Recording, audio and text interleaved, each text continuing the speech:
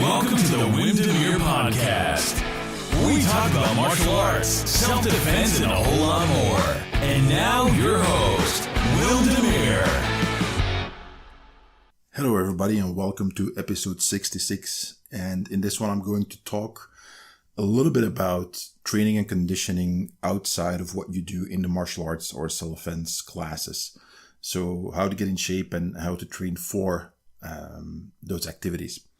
But before we do, as always, a quick shout out to one of my patrons. And this time I'm going to shout out Carl Gibson. Carl became one of my patrons over a year ago. And I actually know Carl from having trained with him here. So a big thank you to you, Carl. Thank you for your support. It really makes a difference. And as you guys on Patreon just saw, I shared the bill for my web hosting. It's quite impressive. And that's what is required for having a popular blog, which, you know, I get a fair bit of traffic to my blog. And very often I get huge spikes in traffic when, for whatever reason, somebody likes one of my articles and it goes a little bit viral. And it used to be that those spikes were throttled by my previous web host.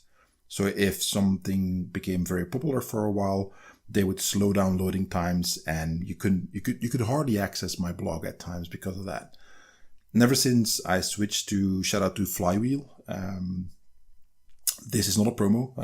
I don't get paid for any of this. I'm just a happy customer of Flywheel. And since I've been with them, I mean, no problems at all with, getting these huge traffic spikes that goes into thousands and thousands of views suddenly in one day. And my blog works just fine. But that's all thanks to my patrons. So everybody, if you want to support the show, go to wimsblog.com/donate. There's different ways you can do that. I think the most value is where you go to my Patreon, patreon.com/WimDemeere. And there's literally hundreds of videos, instructional videos and more that are exclusive to my Patreon. So this is the 5th year. There's a lot of content there.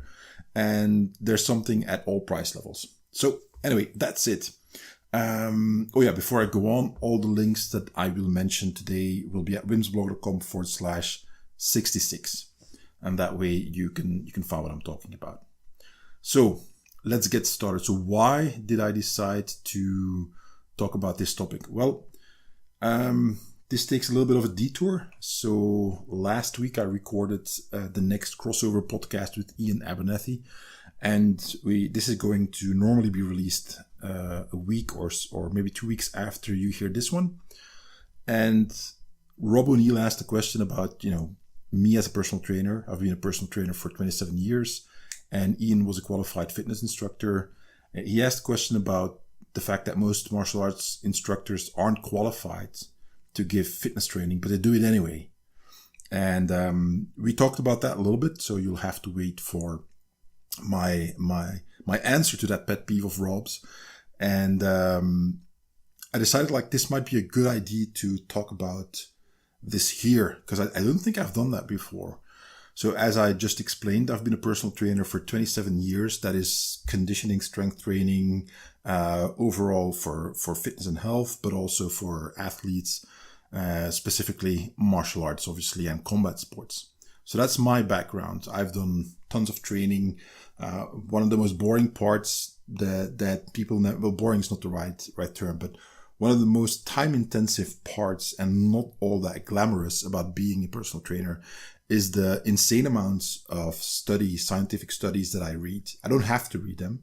You can rest on your laurels and just, do a few classes and get certified, and that's it. And then you start teaching people, which I see a lot of, the younger generation, because I'm getting older, the Instagram type trainers do. It's people with a half year of training that decide to suddenly become a personal trainer. This is a real example. This very, seemed like a nice young lady, but she started her fitness journey. And then 6 months later, she's like, oh, I'm in shape now. Now I know how to teach. It doesn't really work like that. So there's a lot of misinformation out there.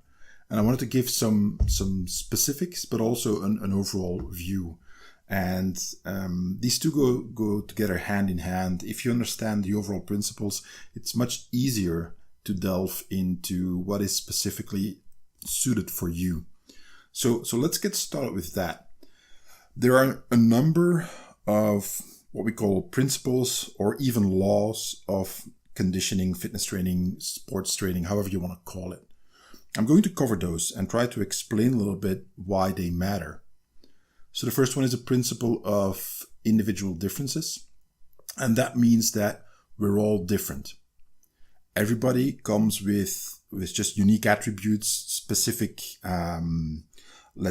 specific types of body composition, what kind of percentage of, let's say, fast twitch muscle fibers as opposed to slow twitch do you have, what kind of skeleton do you have, what kind of joints do you have, where do the tendons of your muscles attach.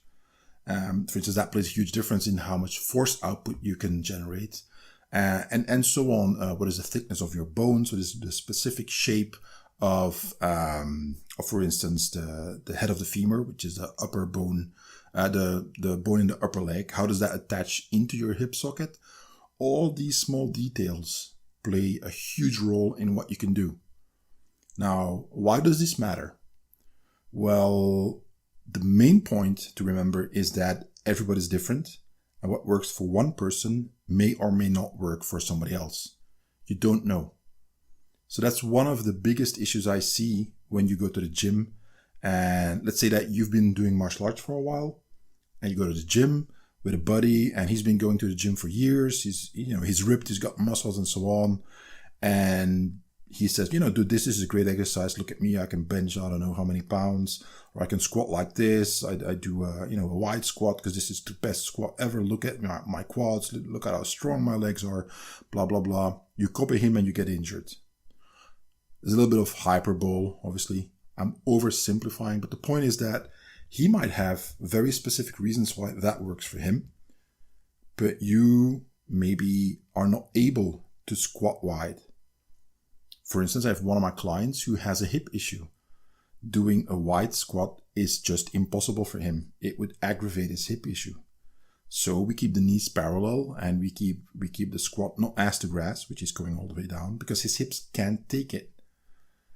Now, when you look at a lot of quote-unquote advice you see nowadays on social media, and especially if you go to the comments, if I would show this as an example, like, okay, do the squat this way, and without any context, you'd see a ton of, again, quote-unquote experts comment about how, this is a squat, but that's not the best squat. And they'll talk about different angles of the hip joint in relation to the shin bone with the knee pointing in that direction, blah, blah, blah. Completely missing the point that this is a possibility to do a squat. Like I said, I would post it without context, like here's how you do a squat, and then zero context. That would be bad practice on my part, because I know there's a context.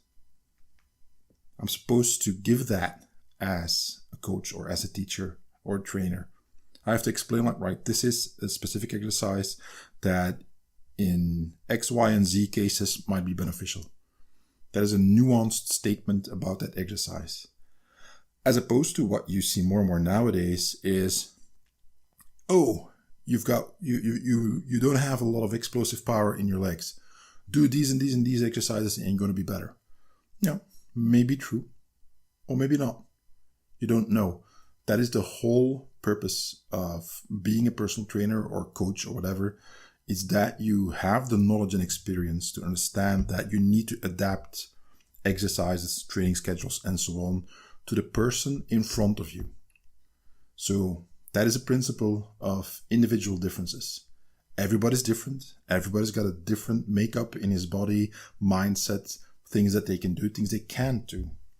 For instance, I have a bad back. I didn't know that until I started, getting problems with my back. I had to take an MRI, and my neurosurgeon said, like, okay, you don't have good vertebrae. They're perfectly fine for the average life, but not for what you did. So he said, you've got the foundation for a small house and you put a skyscraper on top of it. It's literally what he said. So I'm like, okay. And he says, what can I do? Can I still train? Yes, you can do this and that. However, no more lifting heavy weights. And I used to lift very heavy for about almost 20 years that I did a lot of very heavy strength training. said, you can't do that anymore. Your back will be messed up. So I stopped. Now it's body weight, light weights, elastic bands, and so on. So that's an example of an individual difference. Had I known that from the beginning, I would never have done all that heavy lifting.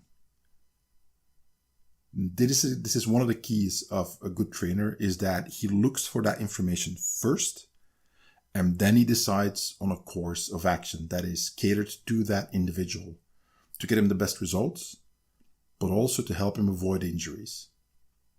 Right, so next one. So that is the overcompensation principle, or supercompensation principle is how I learned it. Is basically that your body will end up reacting to what you do. So let's say that you have X number of strength, a level of strength that you can pick up 50 pounds, whatever. And you start doing that, 20 times a day, you pick up 50 pounds in a specific way. So you're going to get tired. Your body will recognize that you will have to adapt to this. So it recognizes that you're not strong enough to do this easily 20 times. So your body will start changing, adapting, muscle fibers will get stronger, your bones will get a little bit denser, and so on. A bunch of adaptations happen that make you stronger. So it's making sure that the exhaustion that your body feels after lifting that weight 20 times, that is what's going to trigger those biomechanical changes and all the other changes that happen. There's so much more. I'm oversimplifying to not make this kind of like a scientific explanation, which would be too boring to listen to. But the point is that it's not the training itself that is going to get you the results. It's the recovery process, because that happens afterwards. So you've got training that is going to exhaust you, make you tired, and exhaust the resources in your body to do that kind of training. Then you recover. And what happens is that your body will give you a little bit more of what you trained. So when it is strength, lifting that heavy weight 20 times, you will get a little bit stronger.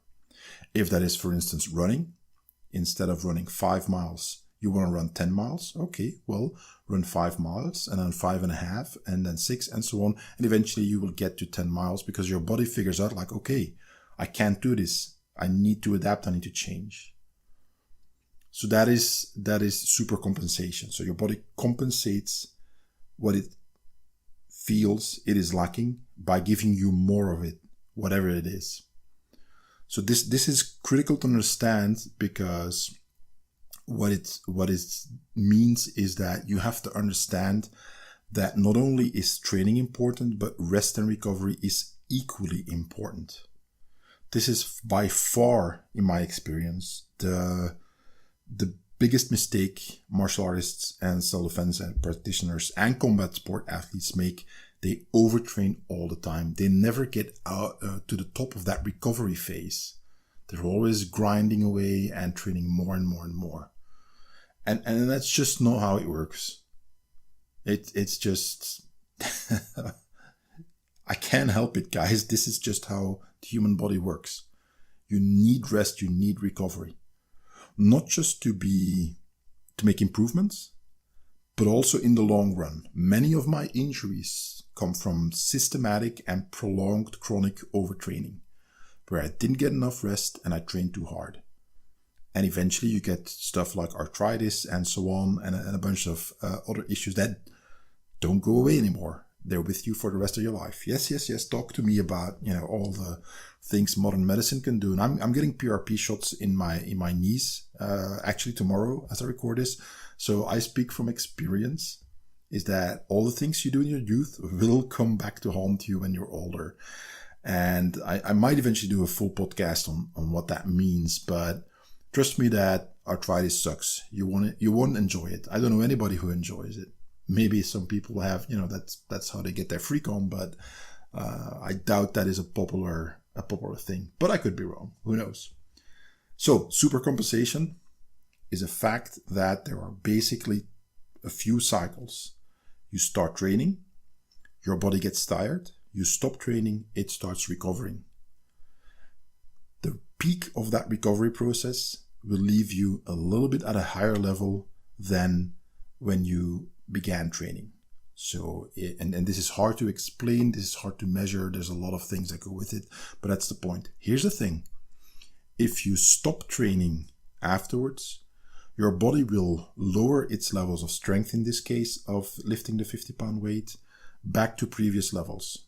So let's say that if you practice for a week or two, lifting that heavy weight, let's say 3 to 4 times a week, and then you do that for a few weeks, you get stronger, and your body will adapt to this.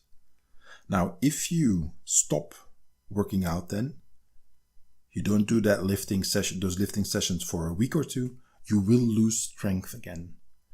And that's the next one, that is the use disuse principle. And I think it was Arnold Schwarzenegger who made that one famous by saying use it or lose it. And that principle is very basic. It's either you stress your body and it's going to adapt to whatever you put it through and keep on adapting as long as there is that stress is placed upon it. And stress means the training. But if you stop doing that, your body has no reason to keep that strength. Now that process, how fast that happens, so the detraining process, losing power, speed, endurance, what have you, how fast that goes, again, is dependent on the principle of individual differences. It's going to be different for everybody else. Some people might stay strong for a very long time, others not so much.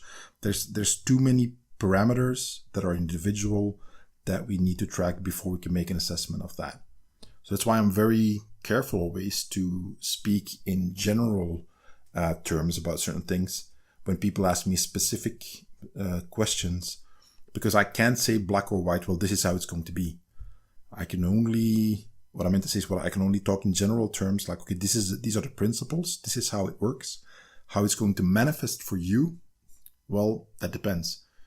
I just talked about this with somebody else recently, and I said, look, one of the things that people don't know about my job is that when I meet a personal training prospective client for the first time, we talk for at least an hour and a half, where I go through a checklist, a medical checklist, and then we have a long talk about all the activities that they've already done, all the training they've done, what they want, what is possible, what their personal and professional life is like, in a sense that what are the things that take up your time, so I can figure out how much time do they have to train, what is realistic. Usually they have more than one goal. Are these goals conflicting or not? So it's a long process of figuring out what this individual, who I've never met before, is basically, what does that person want, and can we get there, and can I be of help? Because that's not always the case. I've turned down people many times when I said, I can help you. What you're looking for, A, doesn't exist, it's not possible. Or B, you want something that can only be achieved by doing unhealthy things. I refuse to do that. Or C, I am the wrong person to do that because I don't have the specific skill set that you're looking for. I don't have the specific training that you need, so I'm going to refer you to another coach. For instance, I'm not a cyclist. That is not my specialty, so I can talk training in general terms about it. But if somebody really wants to do the Tour de France, for instance, well, I'm the wrong guy to train with. So that's a little bit of a sidestep here. But the point is that you need to know that if you stop training, use disuse principle, use it or lose it. If you stop doing something, it's going to diminish. Now, that's not necessarily a problem. It might be, it might not be, because it depends on all the other things that you do. And that is a key point to understand. Just because you stop lifting heavy weights doesn't mean you go from 100% strength you have right now to 50% in the time, if in the space of like a month. Sure, you will lose some, but if you keep on training, specifically if you train combat sports or you train very intensely, because you have a lot of muscular contraction, let's say you do grappling and you roll pretty hard with people, you're going to use up a lot of strength. So it's not like your body doesn't get that stressor of very, very intense muscular contractions anymore. So that's something to remember. Right. So I have that. Then the next principle is the SIDE principle, which is specific adaptations to imposed demands. This one is key. And I'm going to repeat that. This principle is key. And one of the most ignored principles, I think, that for martial artists who want to train. The specific adaptations to imposed demands principle means that your body adapts specifically to what you train it for. For instance, the example I always give is, let's take triathletes. So you have swimming, running, and cycling. Separate those from the sport. Look at them as individual sports. A swimmer will not spend the most of his time training, running, and cycling to get in shape for a swimming contest. And the same applies to the runner, who will not be swimming and cycling the most for a running contest. And the cyclist will not spend the most of his time running or swimming in preparation for a contest. They will not do that. Now, when you look at a triathlon, you will see people do all three and be really good at them. They'll be in great shape, so much better than you and I together are, because they're athletes specifically training for such a contest that has all these three different sports in it.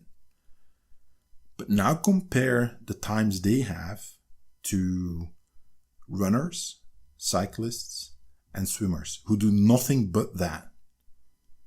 And you will notice that the athletes who do only one of those three sports will have better results than the athletes who do triathlons. Why? Because it's a different sport. It's the same activity, but by doing them all three, one after the other, in one contest, it requires different things of the body. Another example, if you want to do pull-ups, do pull-ups. The pull-down machine is going to be your friend. It can help you. But doing pull-ups is slightly different from doing pull-downs, regardless of how good that machine is.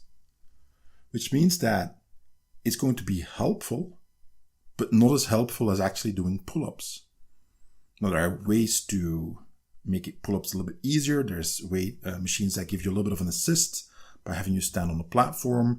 You can do half reps. You can work with elastic bands. There's different ways of training with pull-ups to get better at them without just using body weight and failing after 2 reps at first. But you will get a better result by doing exactly that.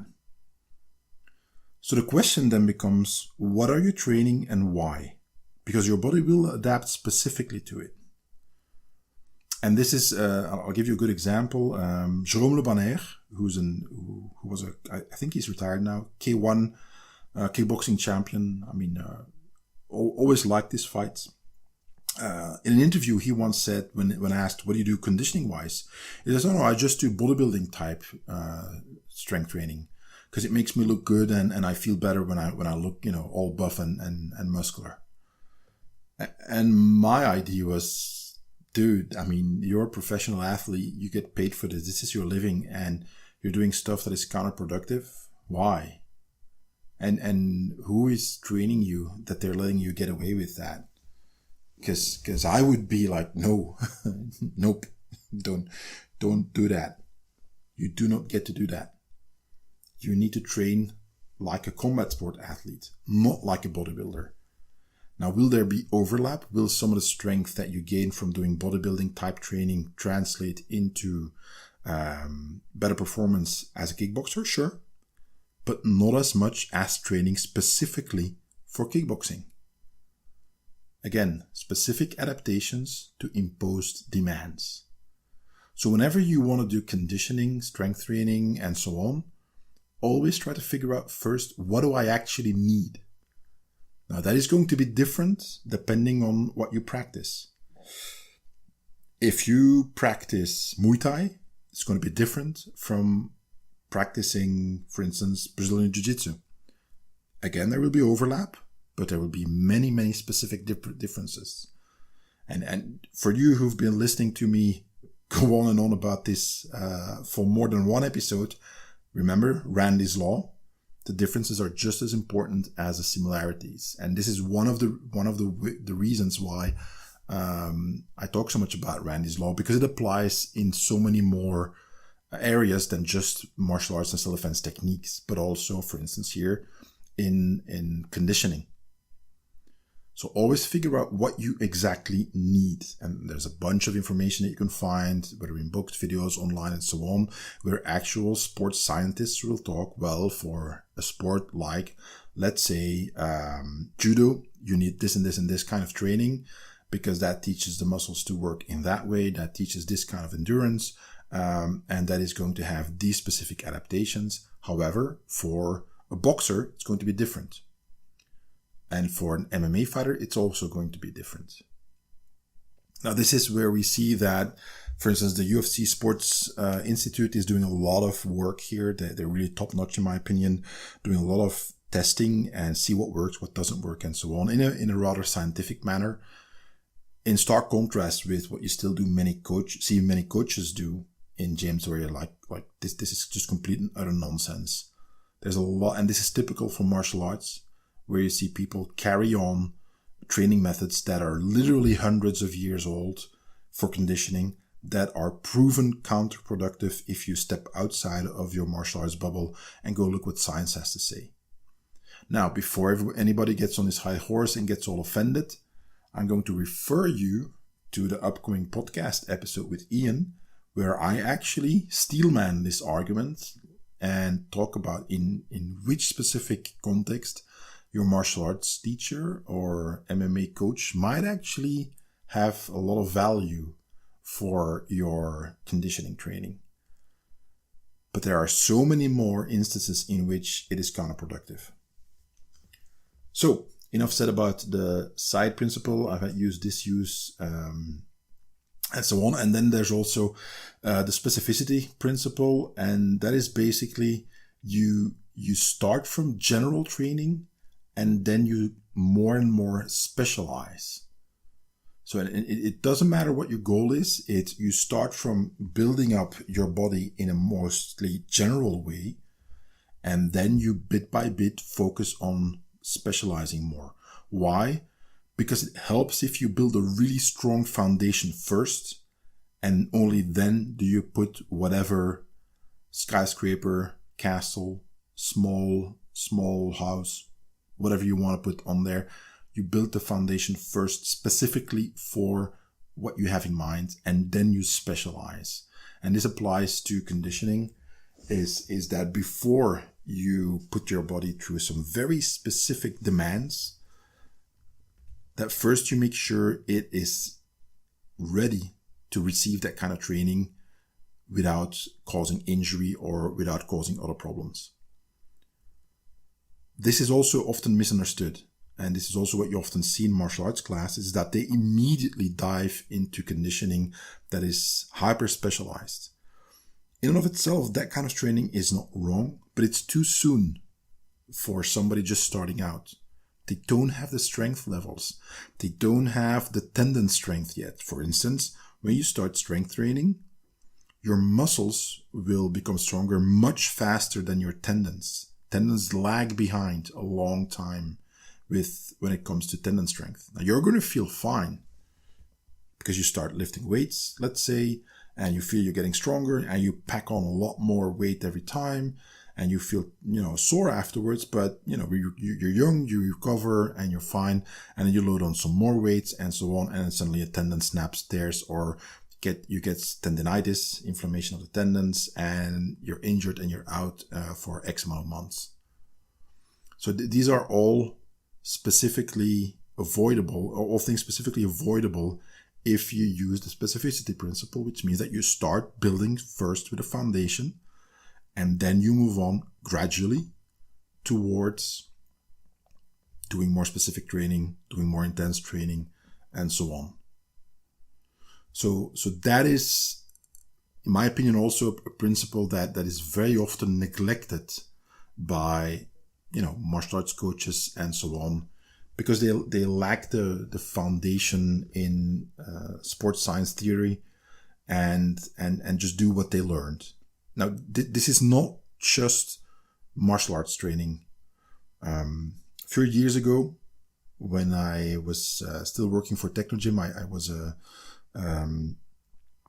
coach for Technogym, so it's a big fitness company, and I worked for about 10 years. I worked with them, where when somebody would buy equipment, I would be sent over as a trainer and teach people how to use that equipment and so on. And I was once sent to go work with a professional soccer club, quite a big name, but I'm not going to name them.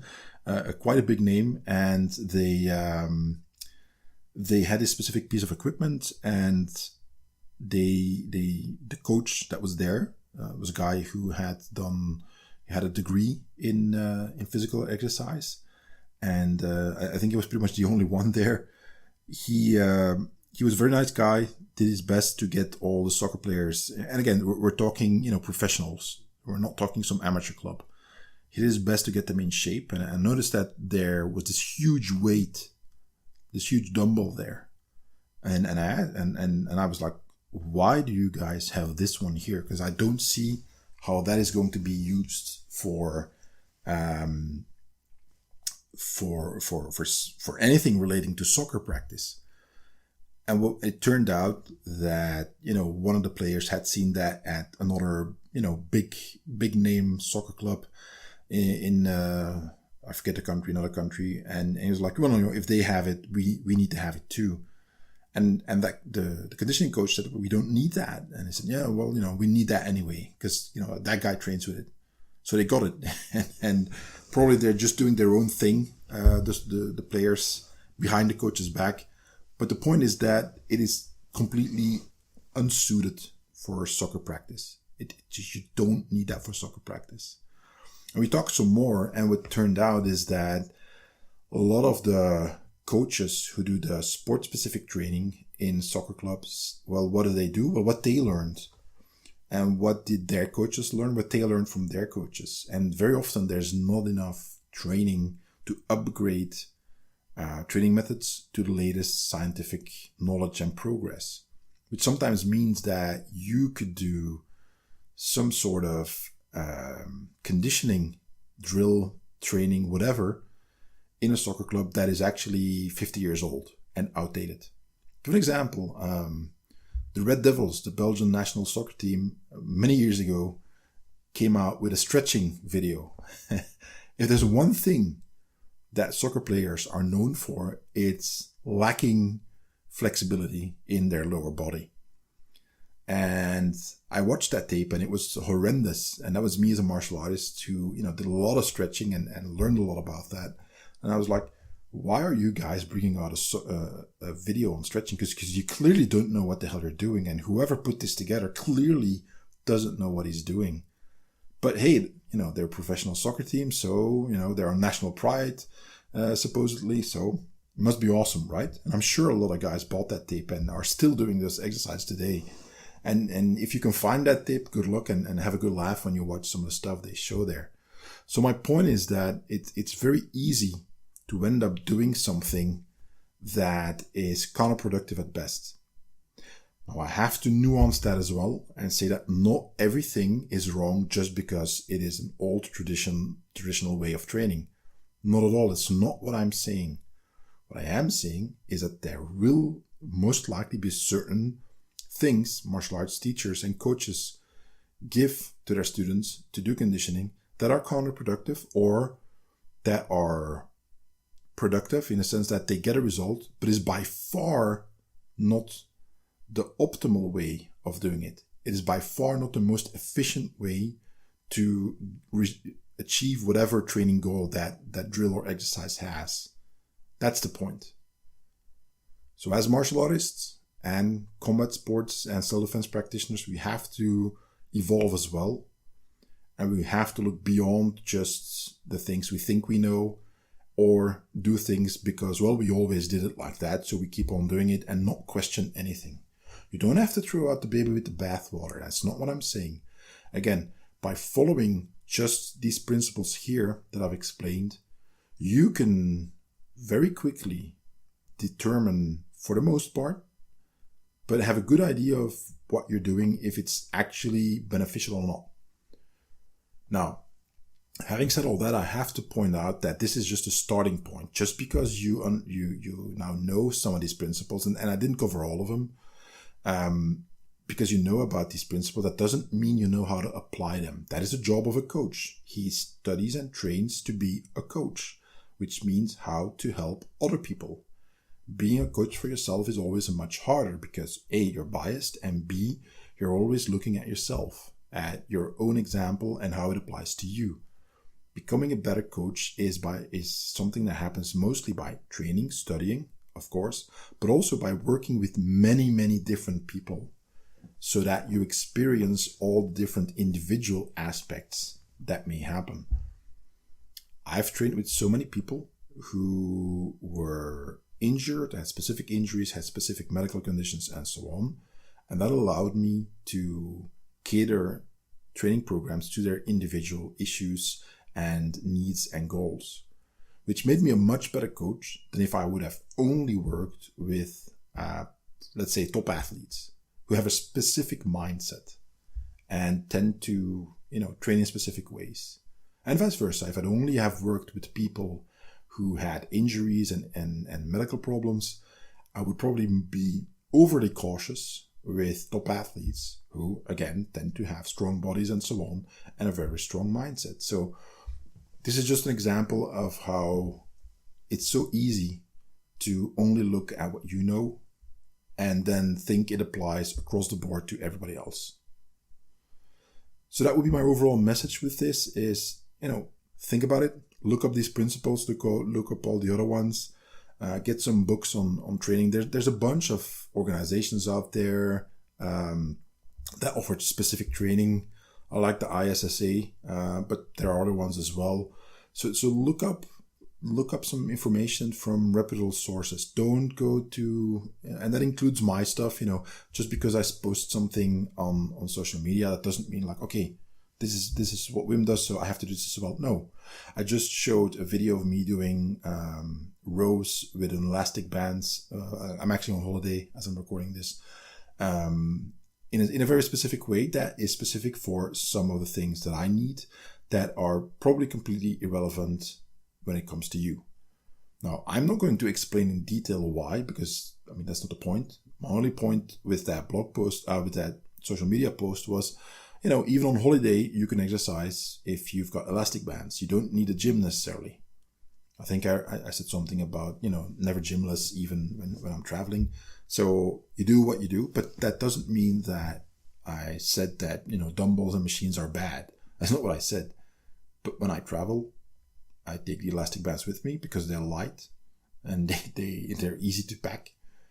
And then I'm usually going to be able to work out somehow, regardless of where I am, even if I only have a few square feet of space to work on. But that's when I'm traveling. If there's a gym, I'll use a gym. So try to, stay away from too much of the social media stuff. And again, there are many, many texts and books about strength training and conditioning. I'll put some stuff in the show notes that you can check out. And sure, that is not the most, not the easiest reading sometimes. Let's call it that. But at least the information is good. So I'm focused on that. If there's anything that I could call a pet peeve in this regard on my end, then it would be that, there's too often a lack of openness to new information in the martial arts world. Is that too much sticking with things that used to be true, but that we maybe learned aren't really absolutely correct or even flat out wrong. We learned that later on. In my lifetime, my professional lifetime, I've had to relearn so many things because the old knowledge proved to be wrong. There we go. So it's a process, guys. Keep learning. Stay a white belt in your heart forever. So you keep on learning and you never get stuck being antiquated or anachronistic. All right, that's it. I'm going to call it a wrap. So have fun training. Enjoy. That's the most important thing, because if you enjoy it, you'll keep doing it longer and get better at it eventually.